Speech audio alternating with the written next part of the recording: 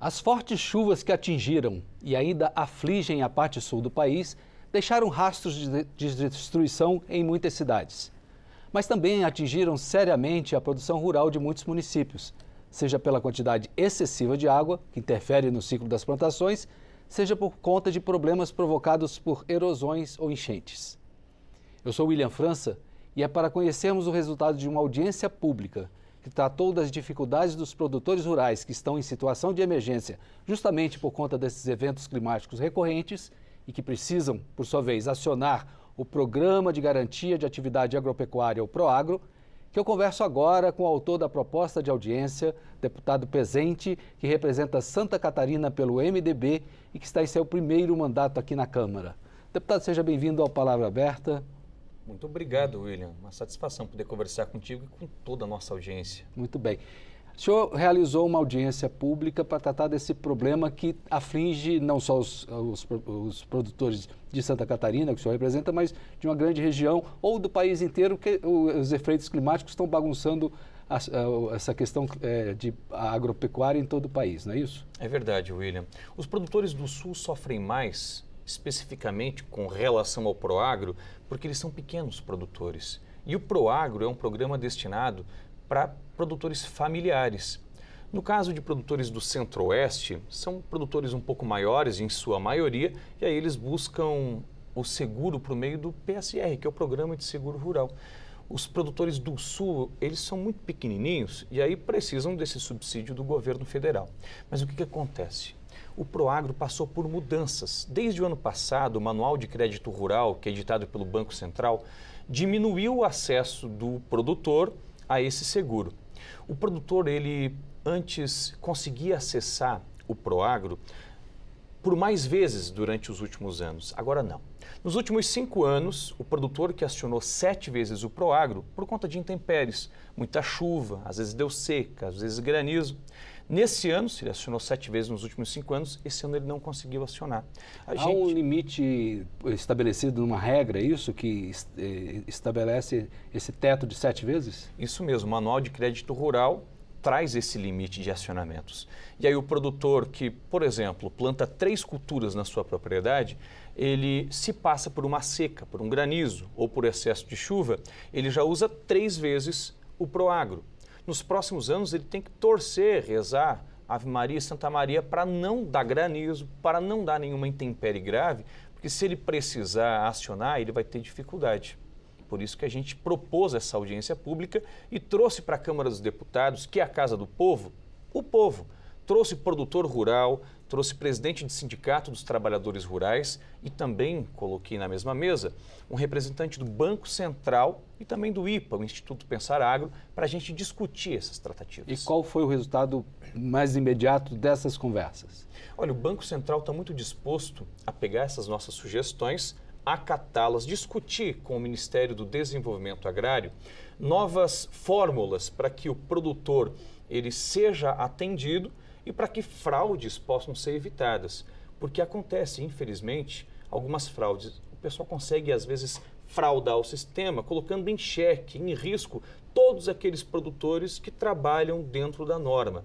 O que a gente não pode é, por conta de 2, 3, 4 casos, colocar todo mundo no mesmo balaio. Veja, eu gosto muito de futebol. No Campeonato Brasileiro, 2 anos atrás, a gente teve esquema de combinação de resultados, jogador recebendo uma graninha por fora para poder cometer um pênalti, levar um cartão amarelo. E o Campeonato Brasileiro esse ano vai acontecer naturalmente, porque aqueles criminosos foram punidos. Há um trabalho de limpeza, de tirar aqueles que não estão adequados às regras. É isso que precisa ser feito com o Proagro também. Quem está descumprindo as normas, quem está fraudando o sistema, tem que ser excluído e punido com rigor para que outros não se sintam motivados a cometer essas fraudes também e colocar dinheiro público, que é nosso, no próprio bolso indevidamente. Então a gente precisa combater essas fraudes, mas não pode, em hipótese alguma, tirar do pequeno produtor o acesso ao Proagro.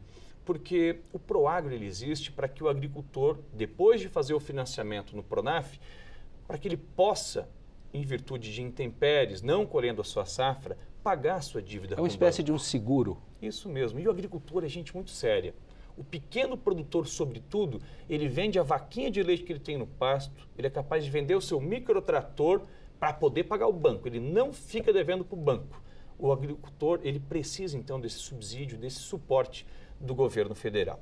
E aí, né, nos últimos dias, houve mais uma mudança no Proagro. Resoluções do CMN, que é o Conselho Monetário Nacional, trouxeram ainda, né, em piores condições aquelas regras que já atormentavam muitos produtores. Diminuiu o teto para enquadramento. Antes, o produtor que, na sua família, arrecadava R$335 mil por ano em renda bruta, conseguia acessar o Proagro. Agora não, agora baixou para 270. Veja, houve inflação, houve aumento do custo para ele produzir, em vez de indexarem esses 335 mil. Algum índice para que todo ano houvesse um reajuste, esse teto foi baixado. Então, uma parcela boa de produtores acabou sendo extinta do programa. O Banco Central se comprometeu com os senhores nesta audiência de levar esse assunto adiante? Como é que ficou o compromisso de quem faz as regras?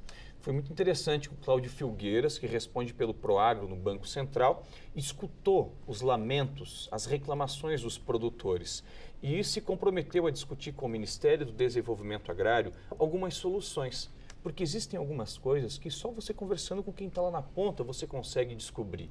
Né? O Banco Central é um órgão muito competente e analisa tudo na tela do computador, mas precisa ver friamente onde os dados, está né? apertando. Né? Analisa os dados friamente e isso não reflete aquele cotidiano que o senhor da sua região vive isso, né? Isso mesmo. Vivi até pouco tempo atrás como produtor rural, os meus pais ainda vivem porque trabalham na roça e milhares de produtores ainda continuam vivendo com o sol batendo no lombo. O número de acionamentos, por exemplo, Bília, ele vai ser reformulado. Tá? Algumas culturas que precisam de mais acesso ao Proagro, elas serão excetuadas dessa regra de 7 acionamentos nos últimos 5 anos. A cebola, por exemplo, quem trabalha com frutas, como é o caso da maçã, nós temos o compromisso do Banco Central de conversar com o MDA e buscar uma solução, porque esses agricultores eles não podem ser extintos do programa. Eles são os que mais precisam de Proagro. Como é que eles serão tirados desse benefício?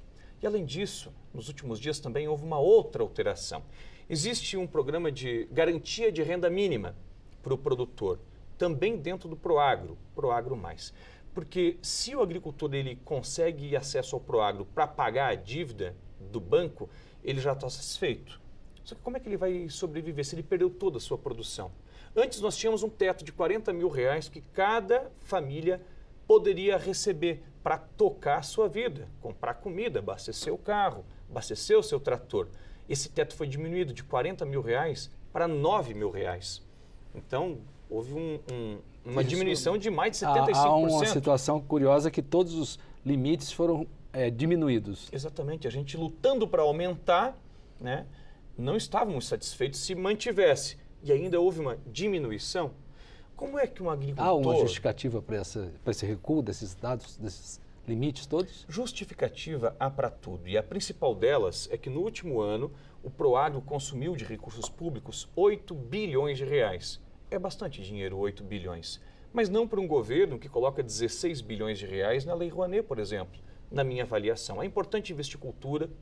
Tá? Eu apoio os artistas, mas a gente só consegue fazer arte se tiver com a barriga cheia, se tiver alimentado. Então, não dá para justificar que um governo, alegando não ter recursos para o Proagro, tire esse dinheiro do pequeno produtor e continue alimentando a classe artística, que precisa de apoio, mas, sinceramente, não é prioridade. Deputado Pezente, muito obrigado por sua participação aqui no Palavra Aberta.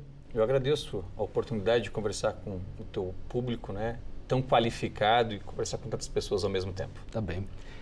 Quer saber mais detalhes sobre a audiência pública da Comissão de Agricultura, esta sobre a qual conversamos aqui? Acesse nosso portal na internet, câmara.leg.br e também as nossas redes sociais. Para rever e compartilhar esta entrevista, busque o canal da Câmara no YouTube. Muito obrigado por sua atenção.